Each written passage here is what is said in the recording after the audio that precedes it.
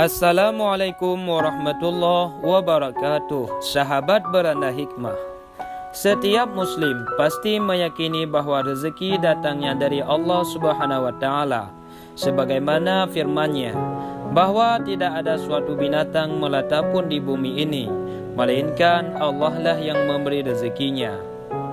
Namun bagaimana memperoleh rezeki kerap mengundang perdebatan pendapat dari kalangan banyak orang. Hal ini pula pernah menjadi perdebatan antara ulama besar, yakni Imam Maliki dan Imam Syafi'i yang merupakan guru dan murid. Dikisahkan, ketika dalam suatu majelis ilmu, Imam Maliki yang merupakan guru daripada Imam Syafi'i mengatakan bahawa rezeki itu datang tanpa sebab. Seseorang cukup bertawakal dengan benar, niscaya Allah akan memberikan rezekinya. Lakukan yang menjadi bagianmu, selanjutnya biarkan Allah mengurus lainnya. Demikian pendapat Imam Maliki.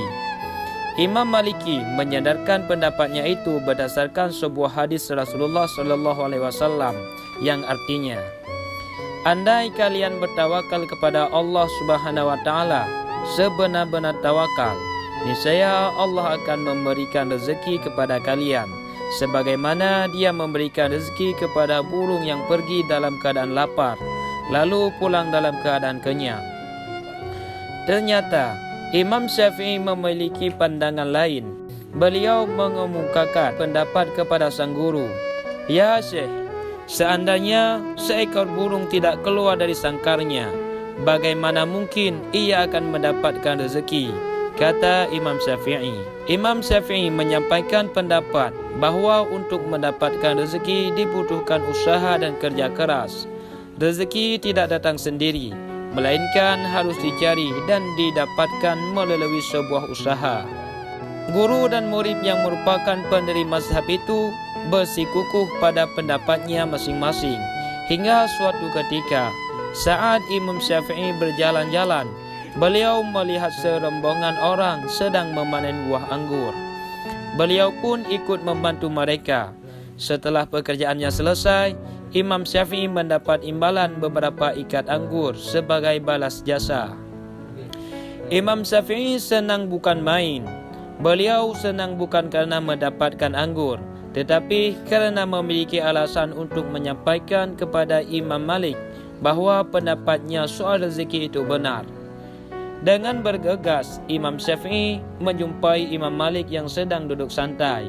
Sambil menaruh seluruh anggur yang didapatkannya, Imam Syafi'i menceritakan pengalamannya seraya berkata, "Seandainya saya tidak keluar pondok dan melakukan sesuatu, tentu saja anggur itu tidak akan pernah sampai di tangan saya." Mendengar itu, Imam Malik tersenyum seraya mengambil anggur dan mencicipkannya.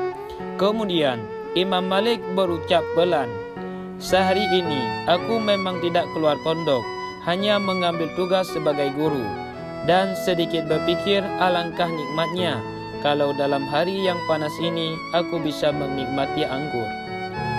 Tiba-tiba engkau datang sambil membawakan beberapa ikat anggur untukku. Bukankah ini juga bagian dari rezeki yang datang tanpa sebab? Cukup dengan tawakal yang benar kepada Allah, niscaya Allah akan berikan rezeki. Lakukan yang menjadi bagianmu, selanjutnya biarkan Allah yang mengurus lainnya." Imam Syafi'i langsung tertawa mendengar penjelasan Imam Malik tersebut. Sang guru dan murid itu kemudian tertawa bersama. Begitulah dua imam mazhab mengambil dua hukum yang berbeda dari hadis yang sama. Imam Malik dan Imam Syafi'i mengajarkan kepada umat Islam bagaimana menyikapi perbedaan. Keduanya tak saling menyalahkan lalu membenarkan pendapatnya sendiri. Begitulah indahnya Islam apabila saling menghormati dan saling berkasih sayang. Wallahu a'lam. Suka sejarah? Follow akun ini.